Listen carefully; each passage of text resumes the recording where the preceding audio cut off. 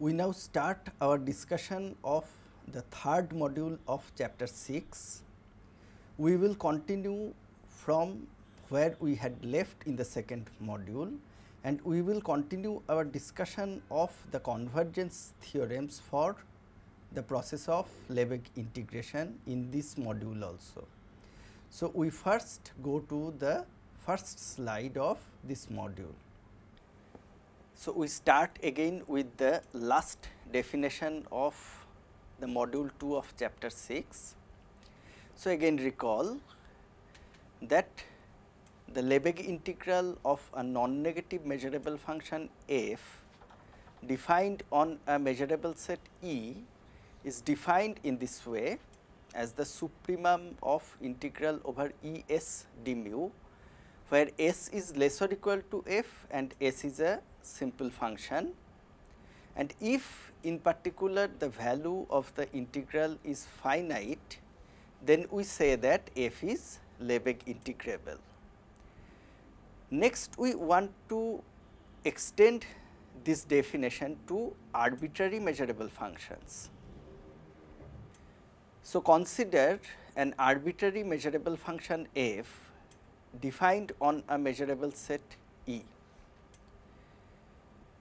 F is said to be Lebesgue integrable on E if f plus and f minus both are Lebesgue integrable on E.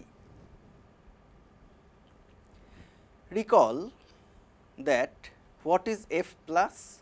F plus is defined as maximum of f and 0, and it is called the positive part of the function f, and f minus is defined as maximum of minus f and 0, and it is called the negative part of the function f. Both f plus and f minus are measurable if and only if f is measurable, and f is equal to f plus minus f minus.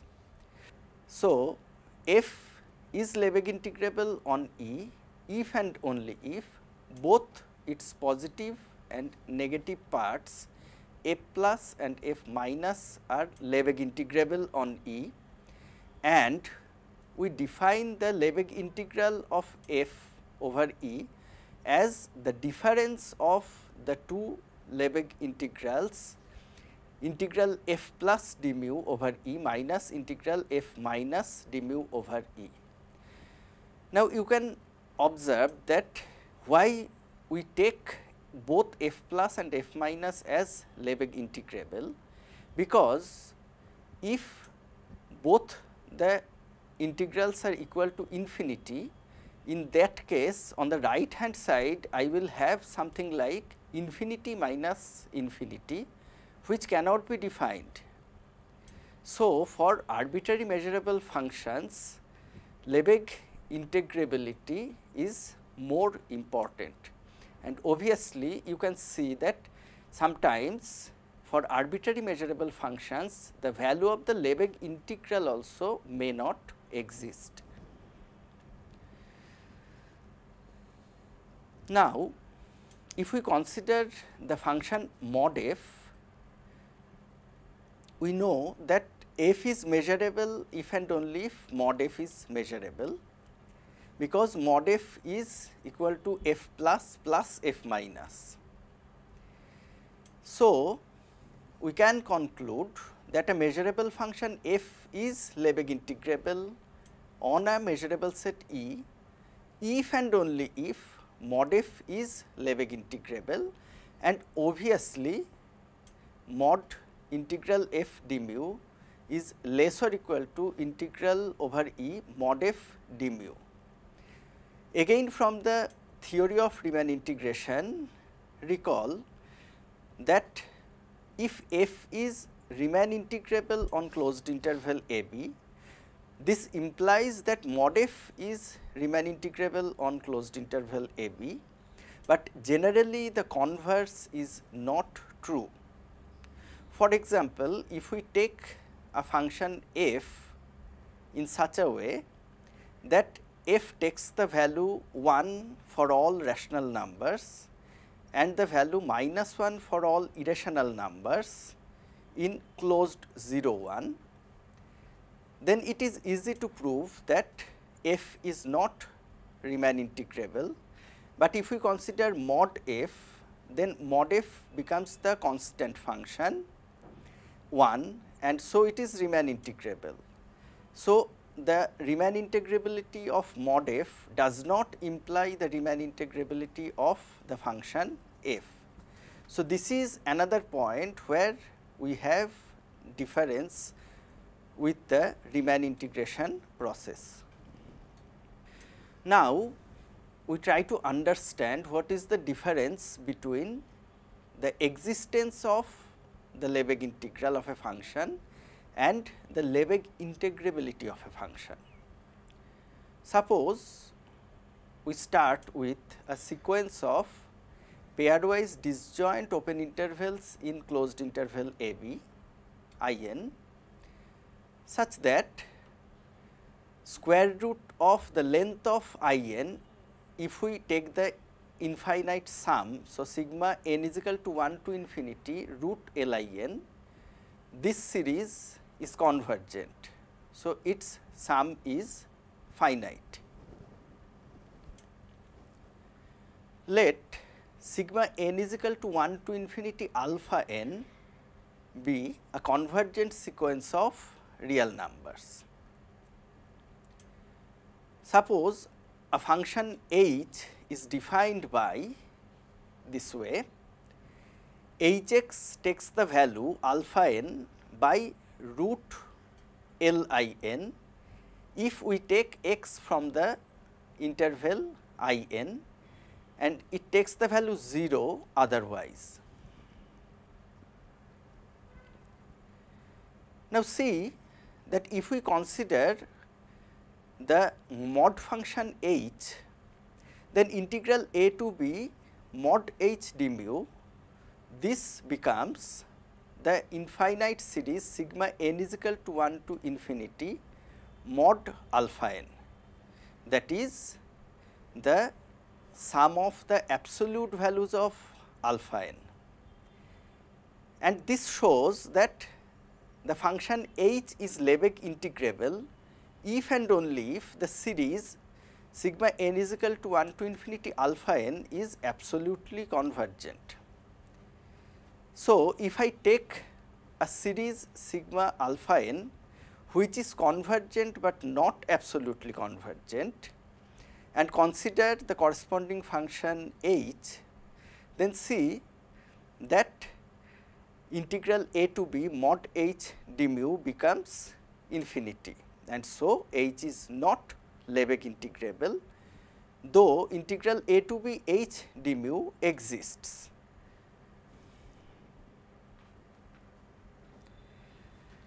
We now present another very important theorem of Lebesgue integration, which is known as the dominated convergence theorem.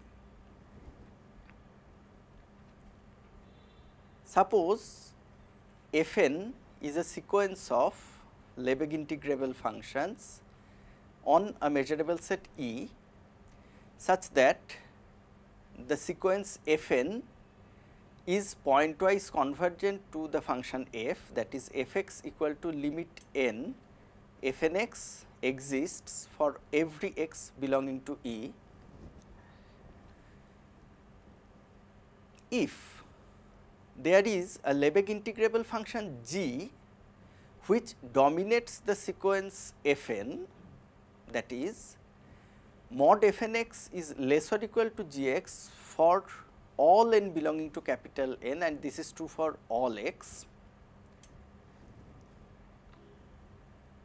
then the conclusion is that the limit function f also should be Lebesgue integrable, and limit over n integral E mod f n minus f d mu should be equal to 0, and from which we can get the desired result that integral f d mu over E is obtained as the limit of the values of the integrals, integral f n d mu over E. See, here we do not assume, like monotone convergence theorem, that f n is monotonically increasing. So, here f n is just any sequence of Lebesgue integrable functions and the convergence is here pointwise. First, note that each f n is Lebesgue integrable and so is measurable, and we again note that the limit function of a sequence of measurable functions is also measurable. So, f is also measurable. Further, since mod f n is less or equal to g and this is true for all n, so taking limit n tends to infinity on the left hand side, we have mod f less or equal to g, which implies that integral of mod f d mu over E, this is less or equal to integral of g d mu over E, and we have already assumed g to be Lebesgue integrable. So, the integral on the right hand side is finite. So, this shows that integral of mod f over E is also finite. So, mod f is Lebesgue integrable and consequently f is also Lebesgue integrable.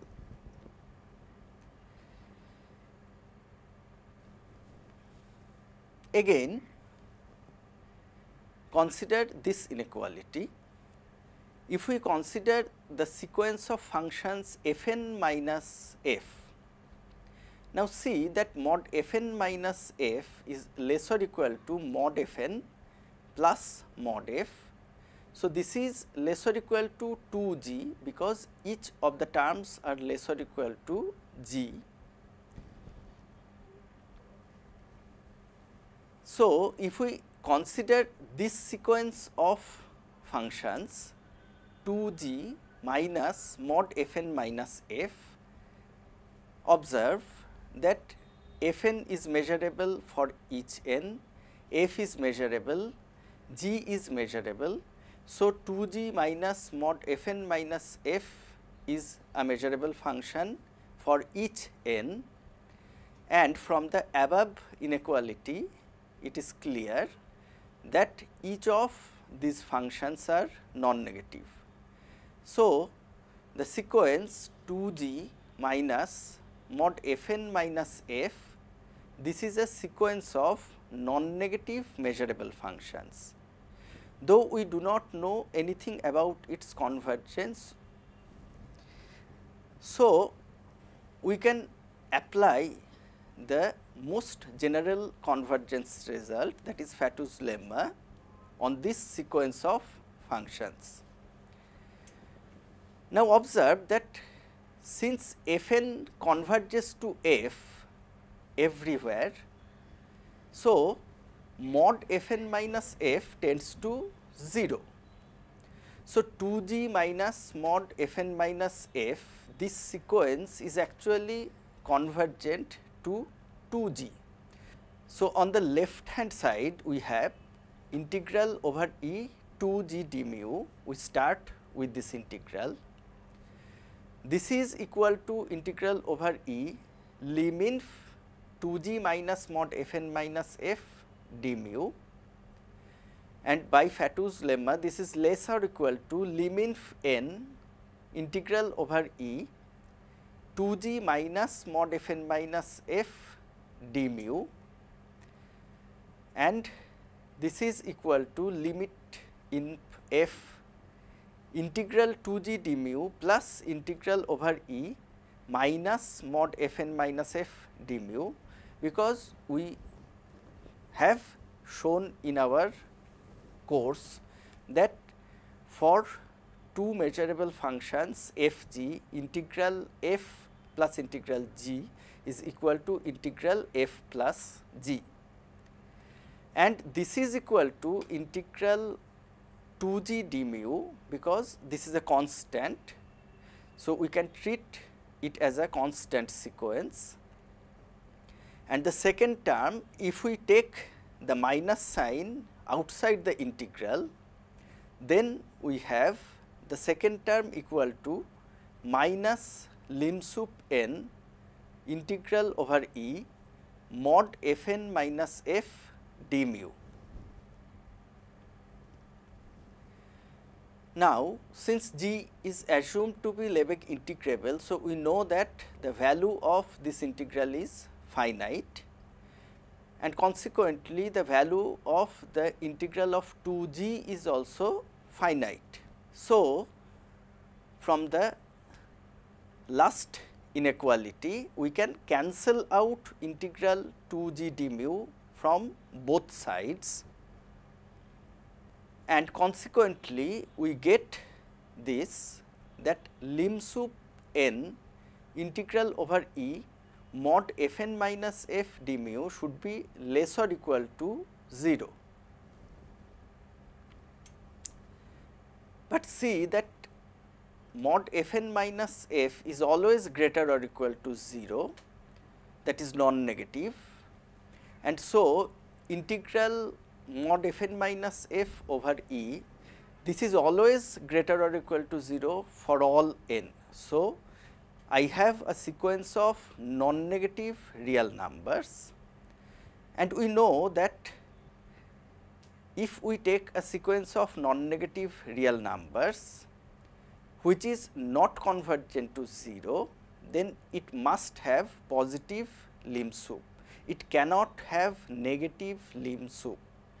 So, in the above inequality, we cannot have lim sup over n integral over E mod f n minus f d mu less than 0. Hence, we must have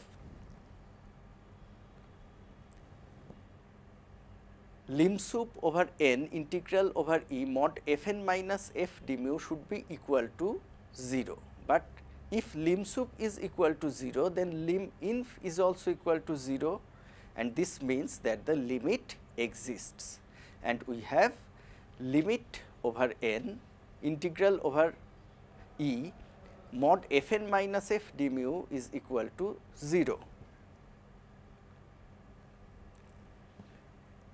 And recall that we have already shown that mod integral f a d mu minus integral f d mu is less or equal to integral over E mod f n minus f d mu.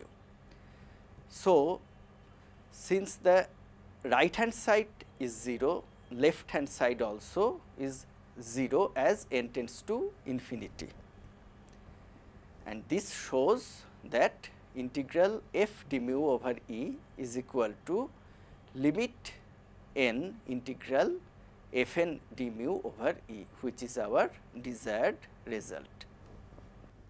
So, in this third module of chapter 6, we have proved another convergence theorem, namely dominated convergence theorem for Lebesgue integration, and we have seen the difference between the Lebesgue integrability and the existence of Lebesgue integral of a measurable function.